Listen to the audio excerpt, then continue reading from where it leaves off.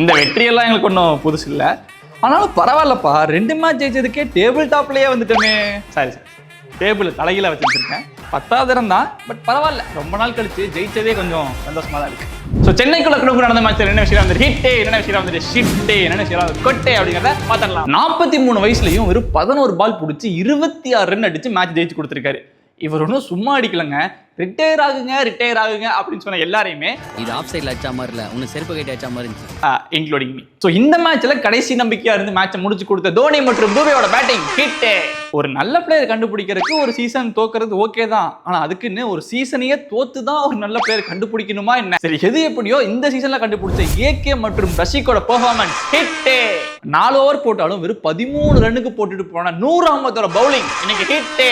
சரி, என்னென்ன விஷயம் வந்து இன்னைக்கு ஷிட்டே அப்படின்னு பார்த்தோம்னா, எங்க அண்ணனுக்கு நான் தான்டா பண்ணுவேன், அப்படிதான்டா பண்ணுவேன். சிஎஸ்கே பிளேயர்ஸை விட சிஎஸ்கே டீம் மேல அதிக விசுவாசத்தை காமிச்சு சிஎஸ்கே டீம் ஜெயிக்கிறதுக்கு அதிகமா போராடின பண்ட் மற்றும் தாகூரோட பெர்ஃபார்மன்ஸ் இன்னைக்கு ஷிட். 177 ரன் டார்கெட் பேட்டிங் ஆட வந்து ஒரு 6-7 ஓவர்லயே 70-75 ரன் அடிச்சாச்சு. ஸோ இங்கிருந்து ஓவருக்கு 7-8 ரன் தான் தேவைப்படுது. ஸோ ரன்னை பத்தின பயம் வந்துட்டு இல்ல, ஆனா 20 ஓவருக்கு இவங்க பேட்டிங் ஆடுவாங்களா அப்படின்ற பயம் தான் இருக்கு அப்படின்னு சும்மா தரையில சொன்னதை திரையில கொண்டு வந்த ஜடேஜா மற்றும் விஜய் சங்கரோட பேட்டிங் இன்னைக்கு ஷிட்.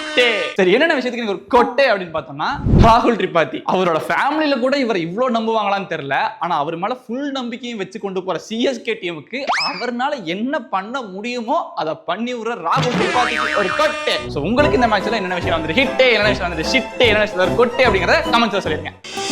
ஆச்சி பாதாம் ட்ரிங்க். ஆச்சி பாதாம் ட்ரிங்க் ஒன்னு வாங்குனா ஒன்னு ஃப்ரீ.